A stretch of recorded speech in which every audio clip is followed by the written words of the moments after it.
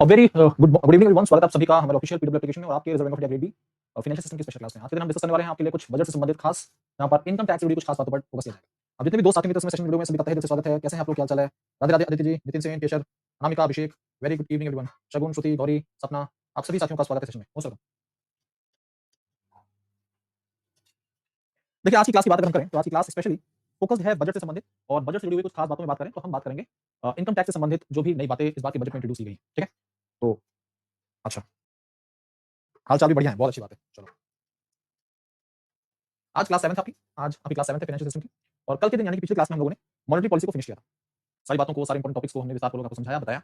आपकी जानकारी के लिए बता दें कि कल की क्लास में इकोनॉमिक सर्वे स्टार्ट किया था मैंने, इकोनॉमिक सर्वे पर केवल फोकस किया था। मैंने बताया था कि इकोनॉमिक सर्वे होता क्या है ना, और वहीं से कहानी की शुरुआत की जाएगी। तो मॉनेटरी पॉलिसी पार्ट थर्ड और बजट का पार्ट फर्स्ट कल की क्लास में डिस्कशन हुआ, यूनियन बजट पार्ट टू आज हम डिस्कस करेंगे। ठीक है, इकोनॉमिक सर्वे होता क्या है, मैंने आपको पिछली क्लास में भी समझाया कि इकोनॉमिक सर्वे पिछले वर्ष का रिपोर्ट कार्ड है। हमारी अर्थव्यवस्था किस गति से आगे बढ़ रही है, क्या बातें बताई गई हैं, किन चीजों पर, किन सेक्टर्स पर ज्यादा फोकस रहा, किन सेक्टर्स में ग्रोथ में वृद्धि देखी गई, किन सेक्टर में हम पीछे की तरफ रहे, ये सारी बातें इकोनॉमिक सर्वे के अंतर्गत बताई जाती हैं। और यही इकोनॉमिक सर्वे जो है, ये अगले वर्ष के बजट की बुनियाद के तौर पर देखा जाता है, बेस के तौर पर देखा जाता है। अबे बोल रहे हैं पूरा बजट पूरा होगा सर। आपने एक दिन जो क्वेश्चन पूछा था कि एमपीसी में आरबीआई के 3 मेंबर कौन है, उसका आंसर है संजय मल्होत्रा। और प्रिया जी, बाकी आंसर बताइए। अबे बिल्कुल, देखिए बजट पूरा होगा, लेकिन हमारी कोशिश थोड़ी सी अलग रहती है। बजट की बहुत सारी बातें आप लोगों ने बहुत सारे जगहों पर अलग-अलग तरीकों से पढ़ ली होंगी। हमारा फोकस है आपके आरबीआई ग्रेड बी से संबंधित क्या मेन मुद्दे हो सकते हैं। तो आज की क्लास में हम केवल इनकम टैक्स से जुड़ी हुई मुख्य बातों पर फोकस करेंगे। ठीक है, इनकम टैक्स से संबंधित मुख्य बातों पर आज की क्लास में फोकस किया जाएगा। तो या बेटा, थोड़ा सा आपको एक बार चेक करना होगा कि क्या माइकल देवव्रत पात्रा अभी भी रिजर्व बैंक ऑफ इंडिया के डेप्यूटी गवर्नर हैं, और अगर हैं तो क्या एमपीसी में है, क्या उनकी जगह एम राजेश्वर राव साहब तो नहीं आ गए? और शगुन चौहान जी का आंसर आया यहाँ पर, देखिए Sanjay Malhotra Reserve Bank of India के governor, M Rajeshwar Rao deputy governor और executive director of Reserve Bank of India Rajiv Ranjan, ये 3 लोग इस समय एमपीसी में रिजर्व बैंक ऑफ इंडिया की तरफ से 3 मेंबर्स हैं। ठीक, प्रिया जी ये तीनों आंसर यहाँ पर सही है, शगुन जी के जो आंसर है वो भी परफेक्ट है। करंट अफेयर्स में कम आएगा सर, ये करंट अफेयर्स की बात करें और आपके एग्जाम में बात करें अगर बजट से संबंधित मुद्दों पर, तो बजट से 2-3 क्वेश्चन आ सकते हैं। ठीक है, बजट से 2-3 क्वेश्चन आ सकते हैं। तो सबसे पहले भाई आपसे कोई पूछे कि जो आपके अपकमिंग ईयर का बजट होता है, यानी कि आने वाले वित्तीय वर्ष का जो बजट होता है, उसका बेस क्या होता है? उसका बेस होता है इकोनॉमिक सर्वे। इकोनॉमिक सर्वे ही उसका बेस होता है। ठीक है, ओके। इकोनॉमिक सर्वे किसके सुपरविजन में तैयार किया जाता है? तो फाइनेंशियल चीफ इकोनॉमिक एडवाइजर जो होते हैं हमारे, चीफ इकोनॉमिक एडवाइजर जो होते हैं, उनकी टीम। ठीक है, तो प्रिंसिपल ऑथर जो होते हैं इकोनॉमिक सर्वे के, वो यही होते हैं।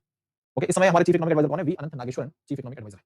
अब बात करते हैं बजट की। कल जितनी बातों पर मैंने फोकस किया था, उसमें आपको ये बताया था भाई, जब भी हम बजट की बात करते हैं तो इस तरह से बजट के दो हाथ, एक इनकम और दूसरा क्या है? एक्सपेंडिचर। एक्सपेंडिचर बजट के अंतर्गत सरकार के द्वारा, हमारे जो वित्त मंत्री हैं उनके द्वारा ये भी जानकारी दी जाती है कि हमारे पास रिसीट्स, प्राप्तियां कितनी आई हैं। प्राप्तियां कितनी आई हमारे पास, रिसीट्स क्या है, रेवेन्यू के क्या-क्या सोर्सेज और कैपिटल में और आपके जो अलग-अलग प्रकार के रेवेन्यूज होते हैं उनमें कितना पैसा है। एक्सपेंडिचर की जब बात करते हैं तो पहले अलग-अलग प्रकार के एक्सपेंडिचर डिफाइन किए जाते हैं, केवल कैपिटल एक्सपेंडिचर ही यहाँ पर बताया जाता है। ठीक है, अब देखिए भारत की जो चर्चाएं होती हैं, हम अपने देश की बात करें तो इंडिया एक डेवलपिंग कंट्री है, एक डेवलपिंग नेशन है। ठीक है जी, हमारे सामने बहुत सारी दिक्कतें हैं और उन दिक्कतों को हमें पार करना है। तो जो हमारा खर्च होता है ना, हमेशा ज्यादा होता है। हमारा खर्च हमेशा ज्यादा होता है और जो हमारी इनकम होती है वो उससे कम रह जाती है। तो अगर हमारा एक्सपेंडिचर जो है वो 100 रुपया है, 100 रुपीज है, तो हमारी जो इनकम होती है वो ऐसे मान के चलिए वो रहेगी 96 या 95 रुपीज ऐसे रहती है। ठीक है, तो ये जो बीच का गैप है, ये जो बीच का गैप है, इस बीच के गैप को कैसे पूरा किया जाता है? आपसे सवाल मैं पूछ रहा हूँ यहाँ पर। हमारे खर्च जो है वो 100 रुपए है, हमारी इनकम 95 रुपीज है, ये जो बीच का अंतर है 5 रुपया, 5 रुपया जो डिफरेंस है, इसको सरकार किस तरह से अरेंज करती है, कैसे पूरा करती है इसे? आंसर करिए कमेंट बॉक्स में, फटाफट जवाब दीजिए।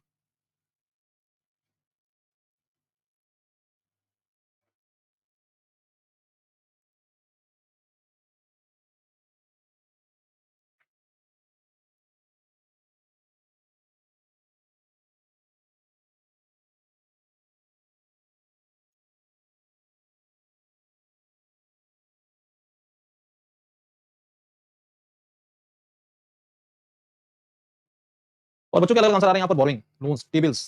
सही है। तो देखिए भाई, सरल सरल सी, अगर हम सरल सी भाषा में बात करें तो बोरिंग्स, ऑब्वियस सी बात है, ये बोरिंग्स अलग अलग प्रकार से हो सकती है। ठीक है, बोरिंग्स अलग अलग तरीके से होती है। सरकार शॉर्ट टर्म पीरियड के लिए टी-बिल्स का इस्तेमाल करेगी, ट्रेजरी बिल्स का इस्तेमाल करेगी। लॉन्ग टर्म पीरियड के लिए सरकार गवर्नमेंट बॉन्ड्स मार्केट में इंट्रोड्यूस करेगी, गवर्नमेंट बॉन्ड्स इंट्रोड्यूस करेगी। ठीक है, इसके अलावा एक्सटर्नल बोरिंग्स भी होती हैं, एक्सटर्नल बोरिंग्स भी होती हैं।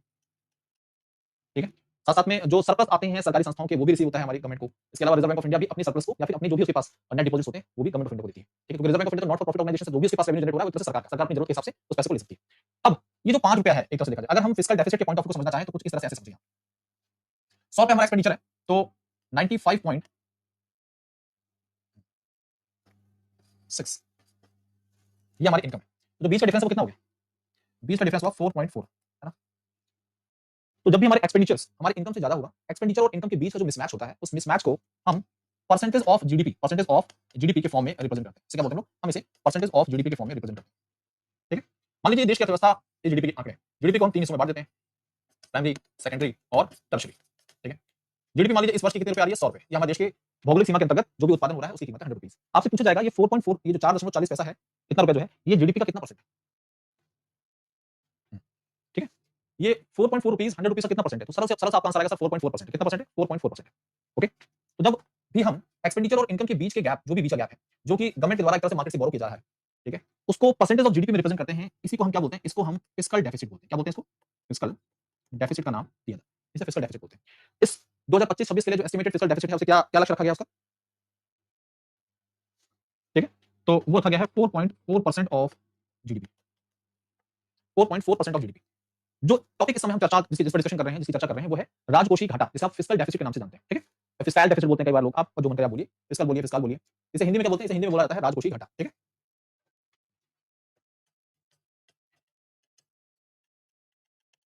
फिस्कल डेफिसिट हिंदी में आप इसे बोल सकते हैं राजकोषीय घाटा। राजकोषीय घाटा। ठीक है, इस बार के इकोनॉमिक सर्वे में,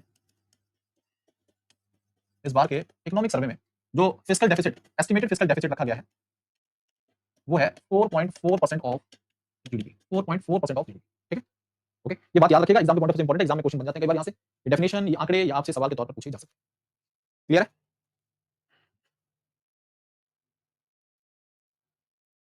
अब जितने भी बच्चे हैं, आपसे अगर कोई फिस्कल डेफिसिट के बारे में पूछे तो आप जवाब दे देंगे?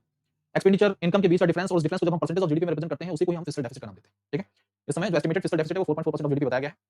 ओके, चलो, सरकार का प्रयास ये है इसे लगातार कम करना। सरकार का प्रयास क्या है? ये जो घाटा है इसे कैसे कम किया जा सके। ओके, आगे। अब मैं इस बार के बजट में आपसे छोटा सा सवाल पूछता हूं यहाँ से कि ये जो टर्म है एआई, क्या टर्म है? एआई, आर्टिफिशियल इंटेलिजेंस, जो कि हवा बना हुआ मार्केट में, और सही बात भी है, हर क्षेत्र में इसका पार्टिसिपेशन देखा जा रहा है।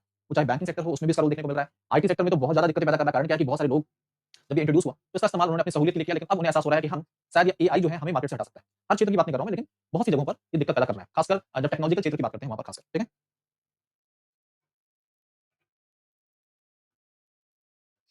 नहीं नहीं महेश जी, ऐसा नहीं है, वो सारे डेफिसिट अलग अलग होते हैं। करंट अकाउंट डेफिसिट अलग होता है, ट्रेड डेफिसिट अलग होता है, फिस्कल डेफिसिट ज्यादा फोकस किया जाता है। ओवरऑल फिस्कल डेफिसिट पर फोकस करते हैं। सरकार की जब भी भाषण सुनेंगे आप, सरकार की जब भी बजट से संबंधित आंकड़े सुनेंगे, तो ओवरऑल में हम बात करते हैं कि हमारे राजकोषीय घाटा क्या है। फिर जब हम इंडिविजुअल सेक्शन पे बात करते हैं तो करंट अकाउंट डेफिसिट अलग होता है, ट्रेड डेफिसिट अलग होता है, सब अलग सेक्शन के डेफिसिट। ठीक है, एआई, सरकार को भी इस बात का इल्म है कि आर्टिफिशियल इंटेलिजेंस बहुत बड़ा रोल प्ले कर रहा है।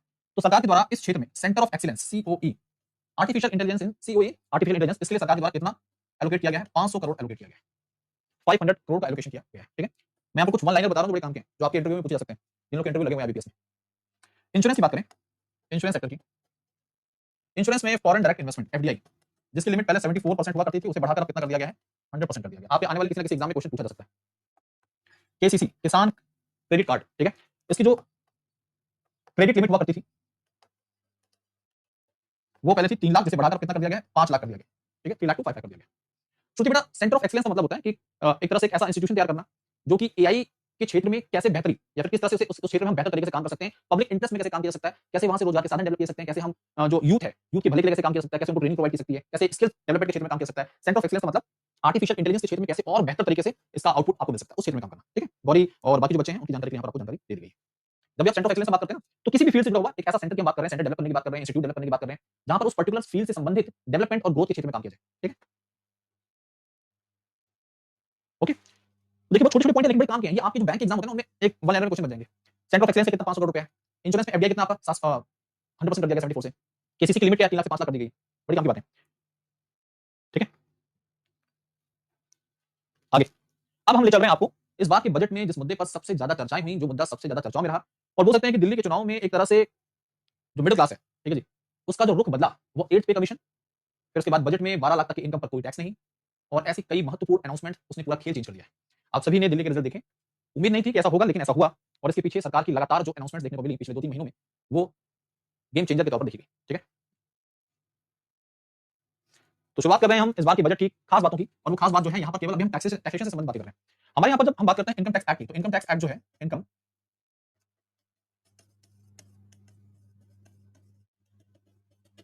टैक्स एक्ट 1961, ठीक है, एफडीआई, अभिषेक बेटा, अब एफडीआई फॉरेन डायरेक्ट इन्वेस्टमेंट, ठीक है, फॉरेन डायरेक्ट इन्वेस्टमेंट समझिए मतलब क्या होता है।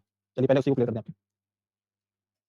ये अमेरिका, यूएस, अब यूएस तो आप जानते हैं डेवलप्ड कंट्री है, बहुत सारी मल्टीनेशनल कंपनीज यहाँ पर, बहुत सारा पैसा है लोगों के पास। अब इसी देश में compete करना बड़ा मुश्किल है। तो जो बड़ी बड़ी कंपनियां हैं इस देश की, वो ऐसे कंट्रीज को, ऐसी इकोनॉमीज को खोजती हैं जहां पर जो कि डेवलपिंग फेज में चल रही है, और वो है क्या? इंडिया, या फिर एशियन कंट्रीज जो है बहुत सारी। तो जो यूएस की कंपनियां हैं या फिर दूसरे देशों की यूरोपियन कंपनीज हैं, यूरोपियन यूनियन की जो कंट्रीज हैं, उनके लिए भारत जैसे देशों में इन्वेस्टमेंट करना आसान है, नियम सरल है, इन्वेस्टमेंट सस्ता है, डॉलर में इन्वेस्टमेंट है यहाँ पर। एक तरह से देखा जाए भारत के नजरिए से इकोनॉमिक ग्रोथ में ये फायदेमंद भी है, एम्प्लॉयमेंट जनरेशन में फायदेमंद है, सेक्टर डेवलपमेंट में काफी बड़ा रोल प्ले करता है। तो मान लीजिए कि हमने अपने कंट्री में इंश्योरेंस सेक्टर में एफडीआई जो था, फॉरेन डायरेक्ट इन्वेस्टमेंट, देखिए फॉरेन डायरेक्ट इन्वेस्टमेंट का मतलब विदेशी कंपनियां सीधा सीधा भारत के क्षेत्र में इस पर्टिकुलर सेक्टर में इन्वेस्टमेंट कर सकती हैं, वो भी होली ओन अपनी संस्थाएं ओपन कर सकती हैं, अपनी ब्रांचेस ओपन कर सकती हैं, ठीक है, किसी दूसरी संस्था के साथ मिलकर काम कर सकती हैं। तो इस क्षेत्र में इंश्योरेंस सेक्टर में ये बाहर अमेरिकन संस्था आकर अपना ब्रांच ओपन कर सकती है, अपनी फिजिकल ऑपरेशन शुरू कर सकती है, यूरोपियन कंपनी आकर फिजिकल ऑपरेशन शुरू कर सकती है। अब इससे हमें क्या फायदा है? हमारे देश में इंश्योरेंस सेक्टर काफी पीछे चल रहा है, अभी बैंकिंग की तुलना में इंश्योरेंस सेक्टर काफी पीछे। हम लगातार कोशिश कर रहे हैं, लेकिन उसके बावजूद भी जो ग्रोथ है वो काफी स्लो है। हम चाहते हैं इस क्षेत्र में अगर हम एफडीआई 100% कर दें तो बाहर के जो मार्केट प्लेयर्स हैं वो हमारे देश में इन्वेस्टमेंट खुली तौर पे करेंगे। एक तो इन्वेस्टमेंट बढ़ेगा देश में, एम्प्लॉयमेंट जनरेशन होगी, ग्रोथ होगी, ये सब भारत की अर्थव्यवस्था और फाइनेंशियल सिस्टम के पॉइंट ऑफ व्यू से काफी ज्यादा मददगार होगी। ठीक है, तो जिन बच्चों के सवाल थे एफडीआई के वो क्लियर है, फॉरेन डायरेक्ट इन्वेस्टमेंट क्या आपको क्लियर हो गया ना? अब इसकी लिमिट होती है, एफडीआई की अपनी लिमिट होती है, हर सेक्टर की अपनी अपनी लिमिट है, हर सेक्टर की अपनी अपनी लिमिट है। अगर आप प्राइवेट बैंकों की बात करें, प्राइवेट बैंक्स में बात करें एफडीआई की लिमिट, तो वो 74% की मैक्सिमम लिमिट जो है 74% की। अगर भैया पब्लिक सेक्टर बैंक की बात करें पीएसबी की, तो 20% लिमिट है। ई कॉमर्स की बात करें, ई कॉमर्स में यही 100% की लिमिट है। व्हाइट लेवल एटीएम की बात करें,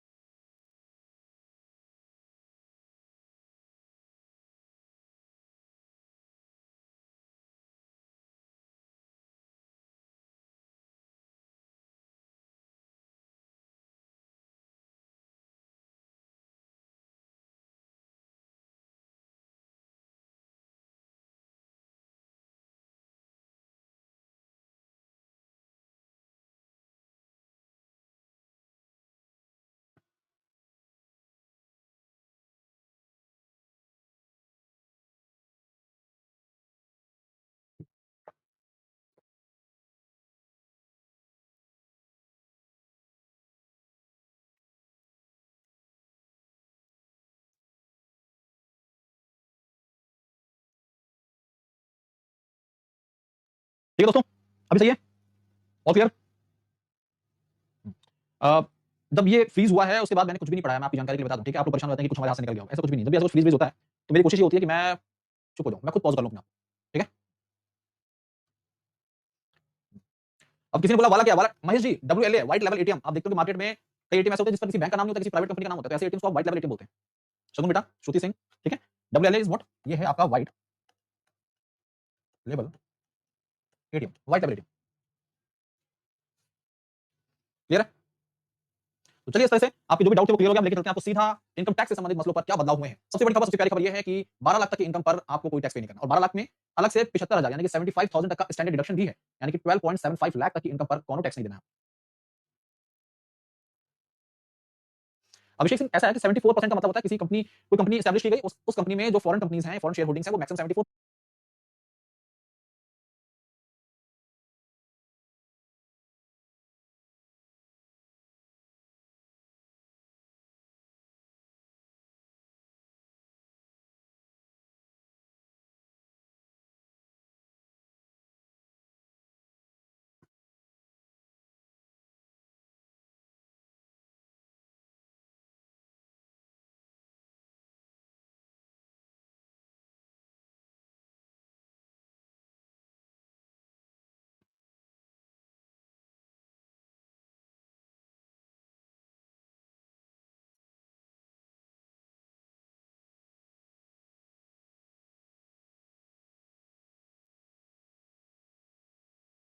ठीक है दोस्तों, okay, everything is clear right now. अब शुरू करते हैं। आप लोग मुझे बोलने देना इसलिए दिक्कत हो जा रही है बार-बार। आप लोग बीच-बीच में क्वेश्चन पूछ लेते हैं, है ना? क्वेश्चन क्या, देखिए क्वेश्चन ये होता है, ये होता है क्वेश्चन। अब ये होता है क्वेश्चन, ये क्या होता है क्वेश्चन? क्वेश्चन मतलब ये मैं कुछ पढ़ाने की शुरुआत कर रहा हूँ तभी से तपाक से आप क्वेश्चन पूछ लेते हैं अपना, ठीक है? तो क्वेश्चन मत पूछिए अभी बिल्कुल भी। अब मेरी बात को सुनिए ध्यान से। तो भाई कोई भी इनकम टैक्स पे नहीं करना है आपको up to 12 lakh under new tax regime. अब देखिए हमारे पास दो टैक्स रेजिम है, ओल्ड टैक्स रेजिम और न्यू टैक्स रेजिम, ठीक है? ओके, न्यू टैक्स रेजिम सरकार चाहती है कि देश की जनता ओल्ड टैक्स रेजिम के तामझाम को छोड़कर न्यू टैक्स रेजिम पर स्विच करे, क्या करे? स्विच करे। और इस नजरिए से सरकार के द्वारा इस बार के बजट में 12 लाख तक कोई टैक्स नहीं देना वाला कांसेप्ट इंट्रोड्यूस कर दिया गया है। इसके अलावा अगर हम बात करें, this is the fourth revision, ये 2014 से लेकर अभी तक का चौथा रिवीजन है न्यू टैक्स रेजिम के अंतर्गत, इनकम टैक्स लिमिट के अंतर्गत, ठीक है? इनकम टैक्स लिमिट के दायरे में। Since the first Modi government came to power in 2014, the last revision was in 2023 when the limit was revised to 7 lakh, ठीक है? इससे पहले अगर बात करें 7 लाख तक इनकम आपको टैक्स नहीं देना है, ये वाला कांसेप्ट था, अब 12 लाख कर देगा। बड़ी बोल सकते हैं पहली बार ऐसा हुआ कि इतना बड़ा जंप मारा गया। और ये मैं आपको बताऊं पर्सनली, पर्सनल तौर पर अगर मैं बात करूं, व्यक्तिगत तौर पर बात करूं, तो इस डिसीजन से मैं खुद खुश हूं, ठीक है? हमें अपने पैसे को बचाने के लिए 36 प्रकार के उपाय सोचने पड़ते हैं कि हम इस पर्टिकुलर इन्वेस्टमेंट इंस्ट्रूमेंट में पैसा डाल दें। मेरा मन नहीं है इन्वेस्टमेंट करने का, लेकिन उसके बावजूद भी मैं जबरदस्ती इन्वेस्टमेंट करूंगा। ये आम आदमी की सोच है। आम आदमी ये प्रयास करता है कि उसे टैक्स ना देना पड़े, क्योंकि वो इतना कमाता ही नहीं जो टैक्स के दायरे में है ना? वो इतना कमा ही नहीं रहा है कि उसे फील हो कि मैं बहुत ज्यादा कमा रहा हूँ। वो इतना कमा रहा है कि वो अपना आराम से जीवन जी रहा है, थोड़ी बहुत कोशिश करता है बचत कर ले, थोड़ा इन्वेस्टमेंट कर ले, वो भी नहीं कर पाता है। उस पर भी टैक्स आ जाता है। तो इस डिसीजन से काफी खुशी मिली है मिडिल क्लास जो इनकम अर्नर्स है उनको, ठीक है? मिडिल क्लास इनकम अर्नर्स को काफी खुशी मिली। तो देखिए with the existing standard deduction, हमारे यहाँ पर जो स्टैंडर्ड डिडक्शन है वो 75,000 का है। 75,000 का स्टैंडर्ड डिडक्शन आपको मिलता है। जैसे आप अपनी इनकम मेंशन करेंगे ऑलरेडी उसमें 75,000 आपका क्या हो जाएगा, वो डिडक्ट हो जाता है। कहने का मतलब उस पर आपको टैक्स नहीं देना, यानी कि 12,75,000 तक आपके ऊपर कोई भी टैक्स नहीं लगेगा। हाँ, सैलरीड एम्प्लॉय एलिजिबल, गौरी बिल्कुल बच्चे सही है, सैलरीड एम्प्लॉयज के लिए ही है 75,000 तक का डिडक्शन जो सैलरीड एम्प्लॉयज होने के लिए। तो इस तरह से देखा जाए तो ये 12.75 लाख तक आपके ऊपर कोई भी टैक्स नहीं है। As for the revision in tax rate structure earnings up to 4 lakh. लेकिन सही तरीके से अगर देखा जाए कि जो हमारा न्यू टैक्स रिजीम है, उस न्यू टैक्स रिजीम में जो टैक्स स्लैब्स बने हुए हैं, एक्चुअल में नील टैक्स यानी कि जीरो टैक्स 4 लाख तक की इनकम पर है। 4 लाख तक आपकी इनकम है तो आप टैक्स के दायरे में बिल्कुल भी नहीं आते। उसके बाद 12 लाख तक आपको, 4 लाख से लेकर 12 लाख तक आपको टैक्स रिबेट मिलता है। क्या मिलता है? टैक्स रिबेट मिलता है। और उसके बारे में आपको जानकारी यहाँ पर दी जा रही है। तो ये देखिए, ये सारी कहानी यहाँ पर मेंशन की गई है। अगर आपकी इनकम 0 से 4 लाख है, ठीक है, 4 लाख तक की है, तो आपके ऊपर कोई भी टैक्स नहीं है, कोई भी टैक्स नहीं है। आप 4 से 8 लाख कमाते हो तो 5% का टैक्स पड़ेगा आप पर। 4 से 8 लाख कमाते हो तो 5% का टैक्स पड़ेगा। याद रखिएगा, 4 से 8 यानी कि 4 लाख पर तो शून्य है, बाकी जो 4 लाख है उस पर आपका 5% का टैक्स है। 5% का टैक्स का मतलब क्या? 20,000 का टैक्स पड़ा आपके ऊपर, 20,000 का टैक्स। आपकी इनकम 8 से 12 लाख की है, तो 20,000 तो 4 से 8 लाख पर पड़ा था और 8 से 12 लाख पर आप पर 10% का टैक्स है, यानी कि इन 4 लाख पर आपके ऊपर जो टैक्स पड़ेगा वो 40,000 का पड़ेगा। कितने पड़ेगा? 40,000 का। बट बट समझिएगा, बट कहानी ये है कि ये जो आपके ऊपर टैक्सेस पड़ेंगे, आपको यहाँ पर टैक्स रिबेट दे दिया जाएगा। क्या दे दिया जाएगा? आपको टैक्स रिबेट दे दिया जाएगा और आप एक तरह से ये आपके लिए शून्य हो जाएगा, आपको 0 रुपीस पे करना है। ठीक है? ठीक है? आपसे ये पूछा जा सकता है कि मैक्सिमम टैक्स किन लोगों पर इंपोज होगा? तो मैक्सिमम टैक्स उन लोगों पर इंपोज होगा जिनकी एनुअल इनकम 24 लाख से ऊपर की है, मोर देन 24 लाख है। 30% का टैक्स उन पर इंपोज होगा, 30% का टैक्स। ठीक है? 20 से 24 लाख 25% है। तो ये देखिए इस तरह से आगे बड़ी कहानी। 8 से 12 लाख पर 10 है, 12 से 16 लाख 15 है, 16 से 20 20% है, 20 से 24 25 है और अब 24 लाख 30% टैक्स। वर्मा जी ये एनुअल इनकम की बात की जा रही है। ठीक है? एनुअल इनकम की बात की जा रही है। बिल्कुल नितिन जी एकदम सही बात। ठीक है? An income of 12 lakh would receive a benefit of 80,000 in taxes, that is 100% of taxes payable at existing rates. Those with an income of 18 lakh would receive a benefit of 70,000. ठीक है? तो ये जो बेनिफिट रिसीव होगा पुराने पहले की तुलना में उसके बारे में जानकारी दी गई है। ओके? अब देखिए बहुत से लोग ऐसे होते हैं जिनके पास अपने मकान है, अपना घर है उनका और उसको उन्होंने रेंट पर दे रखा है। किस पर दे रखा है? रेंट पर दे रखा है। मकान है, रेंट पर दे रखा है। अब इस रेंट से जो इनकम आती थी अगर आपकी 2.4 लाख तक की है, ठीक है? तब तो आपके ऊपर आपका कोई भी टीडीएस डिडक्ट नहीं होता था। बट जैसे ही 2.4 लाख से आगे बढ़ेगी आपका टीडीएस कट जाएगा। लेकिन सरकार ने क्या किया? सरकार ने ये किया कि भाई इस 2.4 लाख की लिमिट को बढ़ाकर अब क्या कर दिया? 6 लाख कर दिया। मतलब 6 लाख तक आपके पास आपके ऊपर टीडीएस नहीं कटेगा। जी, श्रुति बिल्कुल देखिए ऐसा है बच्चे कि आपने कहा मीन जो 8 लाख है उसकी सैलरी है उसको 4 लाख अलग और 4 लाख अलग कैसे देना? बेटा आपको अलग-अलग टैक्स पे नहीं करना होता है। जब आप रिटर्न फाइल करते हैं तो ओवरऑल आपके ऊपर टैक्सेस लगते हैं, ठीक है? जो टैक्सेस काउंट होते हैं वो इसी तरह से काउंट होते हैं, टुकड़ों में। 4 0 से 4 है, 4 से 8 है, 8 से 12 है, 12 से 16 है, 16 से 20, 20 से 24 ऐसे। अगर आपकी इनकम 12 लाख की है तो 4 लाख तक आपके ऊपर कोई टैक्स नहीं था। 4 से 8 आपके ऊपर 5% टैक्स है और 8 से 12 आपके ऊपर 10% टैक्स है, ठीक है? तो जब आप रिटर्न फाइल करोगे अपना तो रिटर्न फाइल करते समय आपके जो टैक्सेस है ना, जो भी टैक्स आपके ऊपर टोटल इंपोज होना है वो एट द एंड लिखकर आ जाएगा कि आपके ऊपर 40,000 और 20,000 60,000 का टैक्स है। लेकिन फिर आपके ऊपर लिखा आएगा सेक्शन 87 ए के तहत आपके ऊपर आपको जो टैक्स रिबेट मिल रहा है, जो आपको एक तरह से रिलैक्सेशन मिल रहा है वो 0 हो जाएगा। यानी कि आपको टैक्स 0 पे करना है। तो ये 60,000 जो आपके ऊपर इंपोज हो रहा था ये नील हो जाएगा, ठीक है? मतलब सरकार ये बताने की कोशिश कर रही है कि आपके ऊपर इतना टैक्स लग रहा था लेकिन हमने आपको टैक्स रिबेट दे दिया, ठीक है? ये कहानी है।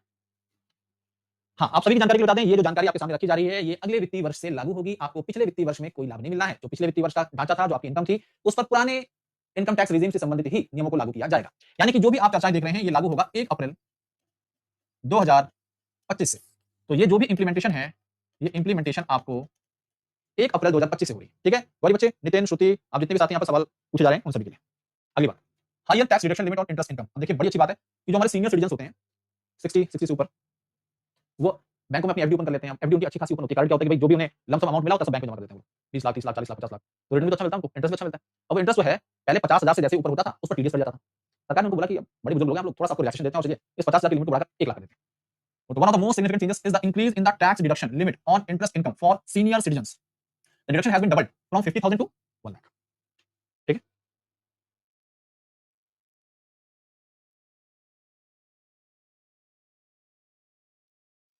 अनामिका जी का यहाँ पर सवाल आ रहा है कि सर किसी की इनकम 12 लाख है और रेंट 3 लाख का है, टोटल 15 लाख इनकम है। उस पे भी बिल्कुल टैक्स लगेगा बेटा, टैक्स लगेगा तब आपका। ठीक है? ठीक है? केवल इनकम आपकी 12 लाख तक की है। वो टीडीएस की बात कहा गया बच्चे। अनामिका बेटा वो टीडीएस की बात कही गई। टीडीएस का मतलब tax deducted at source. Source से ही इनकम यानी कि टैक्स डिडक्ट कर लेना आपका। ठीक है? तो बोला गया कि जो आपकी इनकम है वो टैक्सेशन के दायरे में आएगी, लेकिन एडवांस टैक्स नहीं कटेगा आपका। श्रुति बेटा यहाँ पर इंटरेस्ट इनकम की बात की जा रही है। इंटरेस्ट इनकम 50,000 तक उनको रिलैक्सेशन था, उसे बढ़ाकर 1 लाख कर दिया गया। ठीक है? इंटरेस्ट इनकम का मतलब ये है कि आपके द्वारा जो भी फिक्स डिपॉजिट बैंकों में ओपन किया गया था, उस पर जो आपको इंटरेस्ट रिसीव हो रहा है, अगर वो 50,000 से ऊपर होता तो आपका टीडीएस हट जाता था। 50,000 से बढ़ाकर उसे 1 लाख कर दिया गया। अभी आपने एक बैंक ब्रांच की वीडियो देखी होगी, एक साहब आए, उनके खाते से टीडीएस कट गया था। वो इतना ज्यादा नाराज हो गए कि उन्होंने ब्रांच मैनेजर को धो दिया पकड़कर। ब्रांच मैनेजर की उसमें क्या गलती है ना? आपका अगर आपको ज्यादा इंटरेस्ट रिसीव हो रहा है तो ऑब्वियसली बात है टीडीएस कटेगा आपका। आए उन्होंने मारपीट कर दी एकदम, ब्रांच मैनेजर की टाई वाई सब घुमा दी उनको पकड़कर। Finance minister Nirmala Sitharaman Feb 1 2024 announce enhancing the limit of interest subvention scheme for किसान क्रेडिट कार्ड। ठीक है, अब देखिए किसान क्रेडिट कार्ड 3 लाख से 5 लाख कर दी गई लिमिट, ये आप सभी को पता है। अब